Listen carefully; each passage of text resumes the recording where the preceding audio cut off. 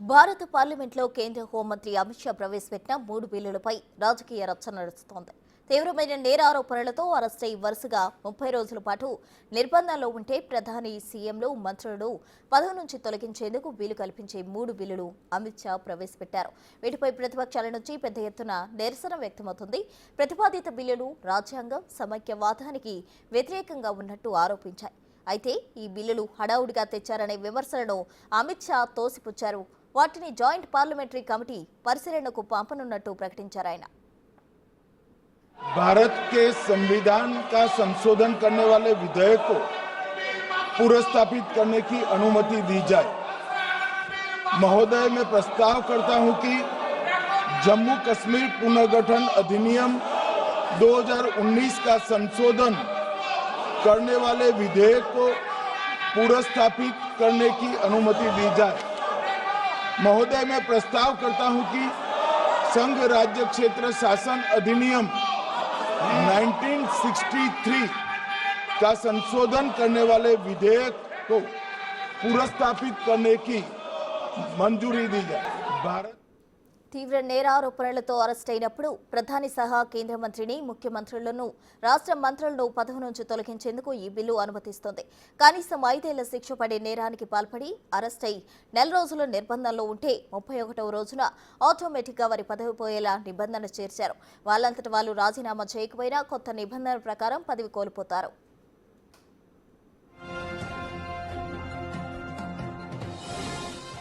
ఈ 3 కీలక బిల్లులు ప్రవేశపెట్టే సమయంలో లోక్సభలో అధికార విపక్షాల మధ్య వాగ్వాదం చోటు చేసుకుంది. కొందరు ప్రతిపక్ష ఎంపీలు బిల్లు కాపీలు చించివేశారు.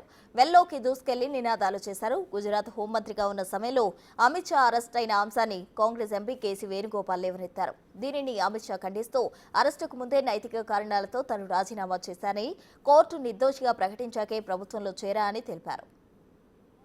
सभापति द्वारा नाम निर्दिष्ट करने वाले 10 सदस्यों के मिलकर बनने वाले और उप सभापति द्वारा नाम निर्दिष्ट करने वाले 10 सदस्यों के मिलकर बनने और उप सभापति द्वारा नाम निर्दिष्ट करने वाले 10 सदस्यों के मिलकर बनने वाले లోక్సభలో హోంమంత్రి అమిత్ షా ప్రవేశపెట్టిన 3 బిల్లులకు సంబంధించి తాజా డీటెయిల్స్ మా ప్రతినిధి శివ ఢిల్లీ నుంచి అందిస్తారు. శివ, చెప్పండి. అయితే 3 బిల్లులకు సంబంధించి కూడా అటు విపక్షాలు తీవ్రంగా ఆందోళన వ్యక్తం చేస్తున్న పరిస్థితి, ఆ డీటెయిల్స్ ఏంటి?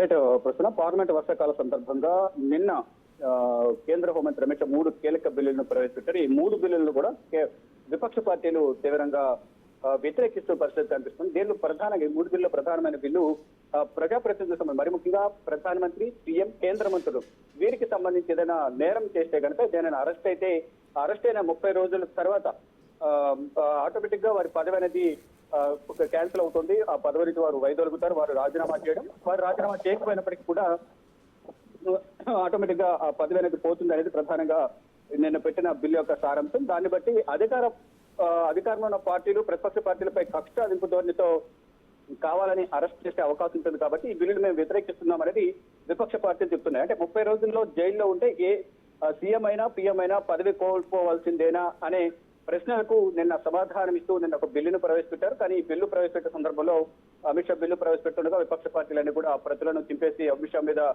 విసిన పరిస్థితి కనిపిస్తుంది. నిన్న లోక్సభలో 3 కీలక బిల్లులను అమిత్ షా ప్రవేశపెట్టారు. బిల్లు ప్రతులను చింపేసి అమిత్ షాపై విసరడం పట్ల కూడా కేంద్ర ప్రభుత్వం ఆగ్రహం వ్యక్తం చేస్తూ విపక్ష పార్టీలపైన అంటే కేంద్రం తీసుకున్న నిర్ణయం సాధ్యమేనా, మోడీ అనే దానిపై ప్రతిపక్షాలు కూడా విమర్శలు చేస్తున్నాయి. అంటే మోడీ ప్రభుత్వం విపక్షాలను ఇబ్బంది పెట్టాలని చూస్తుంది. ఇక తాజా పరిణామాలు చూస్తుంటే విపక్షాలన్నీ కూడా కావాలని కేంద్ర ప్రభుత్వం ఈ బిల్లుని తీసుకొచ్చి విపక్ష పార్టీలు ఇబ్బందులకు గురి చేసి విపక్ష పార్టీలో ఉన్న వారందరూ కూడా భయభ్రాంతులకు గురి చేసి బీజేపీలో జాయిన్ చేసుకోవాలనే ఉద్దేశంతోనే ఈ విధంగా ఇటువంటి బిల్లును తీసుకొస్తున్నారనేది ప్రధానంగా విపక్ష పార్టీలు ఆరోపిస్తున్నాయి. ప్రధానంగా 130వ రాజ్యాంగ సవరణ బిల్లు 2025ను లోక్సభలో అమిత్ షా ప్రవేశపెట్టిన తర్వాత విపక్షాలన్నీ కూడా దీన్ని తీవ్రంగా వ్యతిరేకించాయి. అవినీతి లేదా తీవ్రమైన నేరాల కేసుల్లో అరెస్ట్ అయి బెయిల్ పొందకుండా, అంటే 30 రోజుల్లోపు బెయిల్ రాకుండా ఉంటే గనక, వరుసగా 30 రోజులు జైల్లోనే శిక్ష అనుభవిస్తూ ఉంటే గనక కేంద్ర రాష్ట్ర మంత్రులు ఎవరైతే ఉన్నారో వారు 31వ రోజు ఆ పదవి నుంచి తొలగించడానికి ఈ బిల్లు అనేది వీలు కల్పిస్తుందనేది కూడా బిల్లు యొక్క సారాంశంగా తెలుస్తుంది. ఈ బిల్లును ప్రజెంట్ అంటే విపక్ష పార్టీలు వ్యతిరేకిస్తున్నాయి, కేంద్ర ప్రభుత్వంపై ఆరోపణలు చేస్తున్నాయి. అయితే ఈ బిల్లును ప్రవేశపెట్టిన సందర్భంలో కూడా తీవ్ర గందరగోళం నెలకొంది. సభ 10 మార్లు వాయిదా పడింది.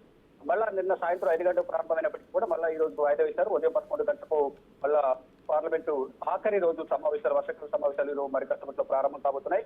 అయితే ఈ బిల్లు ప్రవేశపెట్టిన తర్వాత దీని యొక్క సాధ్యాసాధ్యాలు అనేది అందరి అభిప్రాయాలను కూడా తీసుకోవాల్సి ఉంటుంది. కాబట్టి ఈ బిల్లును జాయింట్ పార్లమెంటరీ కమిటీకి పంపించిన నేపథ్యంలో ఇటు అధికార విపక్ష పార్టీలకు సంబంధించిన సభ్యులు దీంట్లో మెంబర్లుగా ఉంటారు. ఇటు లోక్సభ నుంచి కానీ రాజ్యసభ నుంచి కానీ మెంబర్స్ అందరినీ కూడా దాంట్లో అందరినీ కలిపి ఒక కమిటీ అనేది ఏర్పాటు చేసుకొని కమిటీ ఏర్పాటు చేసిన తర్వాత ఇది సాధ్యమా కాదు, అందరి అభిప్రాయాలు, అన్ని పార్టీల అభిప్రాయాలు అనేది వీళ్ళు తీసుకోవాల్సి ఉంటుంది. అందరి అభిప్రాయాలు తీసుకున్న తర్వాత నెక్స్ట్ మళ్ళీ పార్లమెంట్ సెషన్ ఎప్పుడైతే జరుగుతుందో అప్పుడు ఇప్పటి వరకు చేసిన ఫీడ్బ్యాక్ ఏదైతుందో అందరి అభిప్రాయాలు తీసుకోవడం కానీ పలుమార్లు జేపీసీ సమావేశం జరుగుతుంటుంది. ఇక్కడ ఢిల్లీ పార్లమెంట్ ఆవరణలోనే స్టాండింగ్ కమిటీ అనేది పార్లమెంటరీ కమిటీ మీటింగ్ అనేది జరుగుతూ ఉంటుంది. దానిలో భాగంగా ఆ సమావేశంలో వారి అభిప్రాయాలన్నీ కూడా పంచుకుంటారు. అధికార పక్ష సభ్యులతో ఈ స్పీకర్ ఒక కమిటీని ఏర్పాటు చేస్తారు.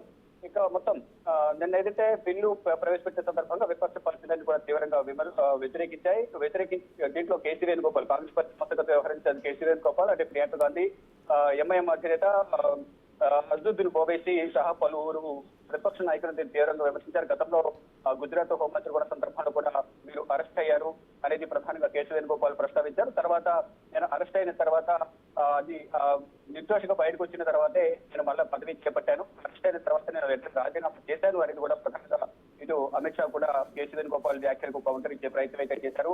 అంటే ఈ బిల్లు తీవ్రమైందిగా కూడా రాహుల్ గాంధీ అలాగే ఇటు ప్రియాంక గాంధీ కూడా దీని గురించి మీడియా ముందు నిన్న రాహుల్ గాంధీ బీహార్ పర్యటన ముగించుకుని ఢిల్లీ వచ్చారు. ఢిల్లీ వచ్చిన సందర్భంలో ఈ బిల్లు కూడా మరి ప్రస్తావించారు. ఇక లోక్సభలో ప్రియాంక గాంధీ కూడా దీన్ని తీవ్రంగా వ్యతిరేకిస్తున్నామంటూ కూడా తెలియజేశారు. అంటే ఇది రాజ్యాంగ విరుద్ధం అనేది కూడా ఓవైసీ కూడా తన అభిప్రాయాన్ని వెల్లడించారు. మొత్తంగా చూసుకుంటే ఇటు కేంద్ర ప్రభుత్వం కావాలని ప్రతిపక్ష పార్టీలు ఇబ్బందులు పెట్టేందుకు ఈ బిల్లును తీసుకొస్తున్నారు. ఎవరైతే అధికారులు ఉంటారో అధికారులు ఉన్న వాళ్ళు విపక్ష పార్టీలను సీఎంలు కానీ మంత్రులు కానీ రాష్ట్ర మంత్రులు కానీ ఇబ్బందులు గురి చేసే విధంగా అరెస్ట్ చేయడం, కక్షాధిపతులతో వ్యవహరించే విధంగా కూడా ఈ బిల్లు ఒకవేళ ఇంప్లిమెంట్ పొందితే కనుక ప్రతిపక్షమే లేకుండా చేసే విధంగా కేంద్ర ప్రభుత్వం వ్యవహరిస్తుందనేది ఇటు విపక్ష పార్టీలు ఆరోపిస్తున్నాయి. మరి ఇప్పుడు జేపీసీ పంపించారు కాబట్టి నెక్స్ట్ పార్లమెంట్ సెషన్ టయానికి ఈ జేపీసీ కమిటీలో జాయింట్ పార్లమెంట్ కమిటీ సభ్యులు అందరి అభిప్రాయాలు తీసుకున్న తర్వాత నివేదికను స్పీకర్ కు సమర్పించనున్నారు.